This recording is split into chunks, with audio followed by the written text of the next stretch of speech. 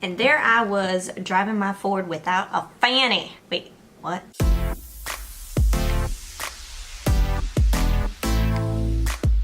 What's up? It's Justine with Debt Free Millennials, and today I want to share a personal story with you that happened during my debt-free journey. It involved a fender bender accident with my car. If you guys have ever been in a car accident, you know how devastating this can be. This particular pin in my life actually helped me see the long-term vision for myself, and I was able to release stress and anxiety about what other people thought of me. Before I get into the car accident story, let me just tell you about how awesome of a car I had. Back when I was a freshman in high school, my parents had attended an Enterprise auction. Now, this was no ordinary auction. Enterprise put together a showroom floor of all of these rental vehicles that had reached a particular mileage. So they were trying to get rid of them. Enterprise had actually made it a race so that when they opened the showroom floors at 9 a.m., people stormed the floors. Whoever got there first got to buy the car. My dad ended up beating out this blonde lady, got to a red 2002 Ford ZX2. This is a coupe version of the Escort. Ladies and gentlemen, this is no ordinary car. This was my dream car. You want to know something? My dad ends up surprising me later that morning by pulling up and getting out of the car. Typical high school girl fashion, I bawled. I cried like a baby because I finally had my very own set of wheels. I did everything in that car, from sonic runs to carting my friends around to carpooling with my sister to school, breakup conversations, life conversations. It was the best car that I had ever owned. And get this, it had the little crank windows, you know? Yeah, old school crank windows, and I would have those things down, music up. I was getting it on like.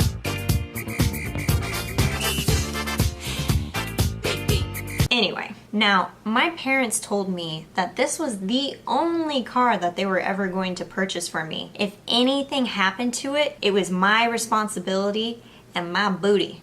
And I took that very seriously. Fast forward 9 years and I was still driving the damn thing. It was 2012 and I was living in downtown Kansas City working at my very first job out of college at an advertising agency. On this particular night, there was a huge snowstorm. I mean, roads weren't even plowed away. The streets were really icy and slick. If you've ever driven a car for 9+ years, then you probably know how that car handles. And I certainly knew how to operate Old Red. So I was driving home from the grocery store that night and the roads were still really icy. There were Christmas lights up, it's holiday time. I was thinking about my $35,000 student loan debt and how the heck I was gonna pay it off. So as I'm going down the hill on Bellevue Avenue, just a block away from my apartment, I know my car, I know how it handles. I braked cautiously and came to a complete stop at the stoplight, minding my own damn business.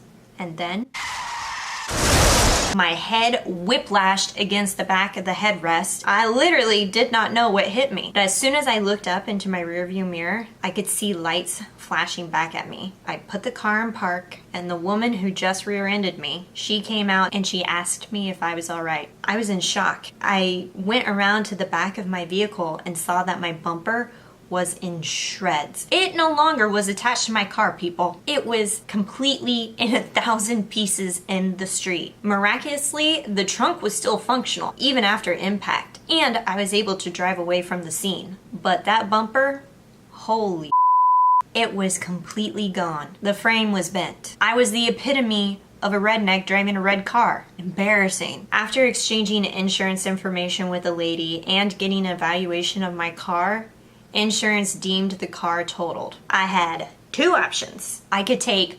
$3,846 cash value for the vehicle and they'd haul it off, or I could take a salvage title on my car and keep $3,200. Whoa. If you still had debt in other areas of your life and you just got rear-ended, what the heck would you do? That $35,000 student loan debt sat in the back of my mind. And I thought if I had to take out a car loan, that would just add more to the debt, and it made me feel frustrated. How was I going to drive around with a bumperless Ford? The next night, I went to my parents' house. I told them everything that happened, and I remember them discussing with me that it might be a real possibility that I'd have to take out a car loan. And my heart did this little flutter because it made me so anxious to think about adding to the debt. So after that conversation, I got back into my car in the driveway of my parents' house, and this is embarrassing, I bawled.